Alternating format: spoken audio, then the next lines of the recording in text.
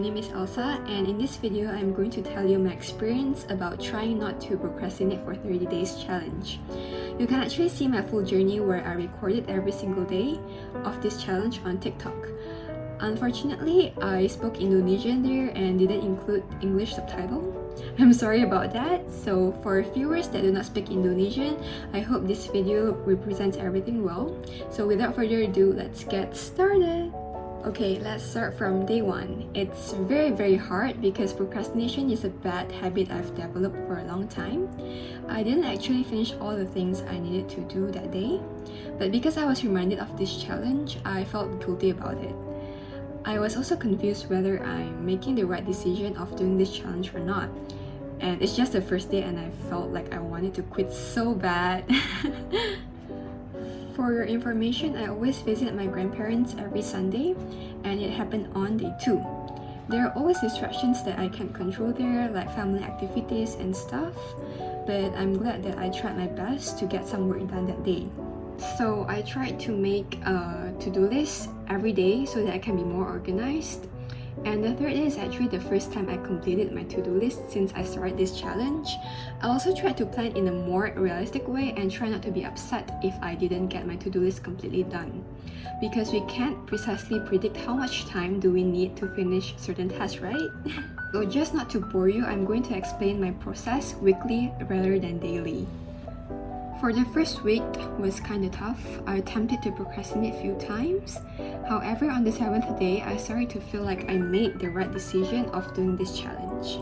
Moving on to the second week, it's actually the peak of my productivity and I started to realize that my life has changed.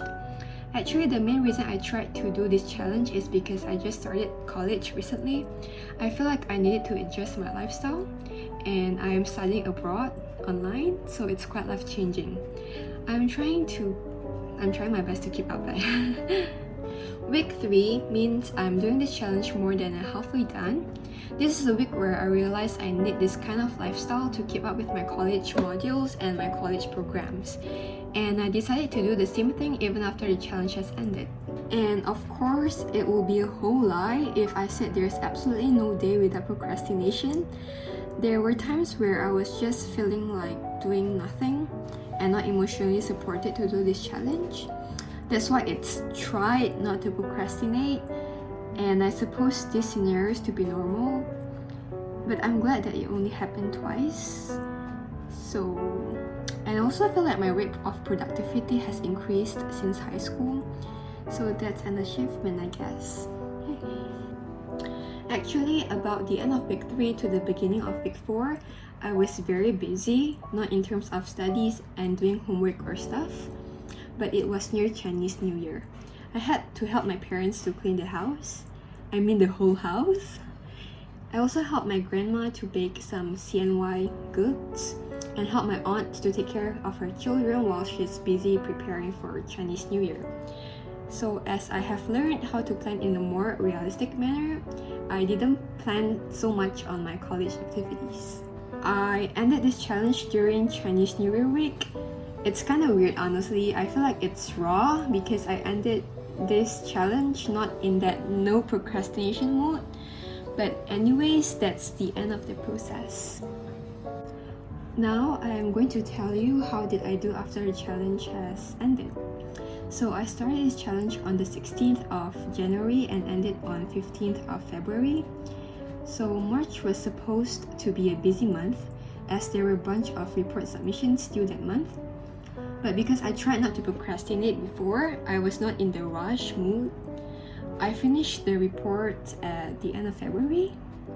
To be honest, after report submissions, I only have finals for 2 modules to fully focus on.